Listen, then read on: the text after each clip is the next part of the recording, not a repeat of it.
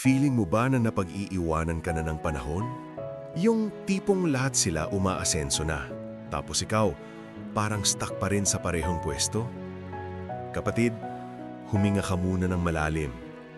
Alam kong nakakapagod ng magkumpara ng buhay sa social media. Pero tandaan mo ito, ang buhay ay hindi karera. Huwag mong madaliin ang proseso ni Lord. Ang late bloomer ay namumulaklak pa rin sa tamang panahon. Hayaan mong ipagdasal kita. Panginoon, pakikalma naman po ang isip ng kapatid na ito. Tanggalin niyo po ang inggit at pressure sa kanyang puso.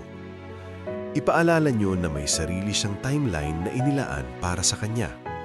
Isang future na mas maganda pa sa inaakala niya. Matuto kang maghintay, kapatid, para arating na ang breakthrough mo. I-comment mo ang trust kung magtitiwala ka sa timing ni Lord.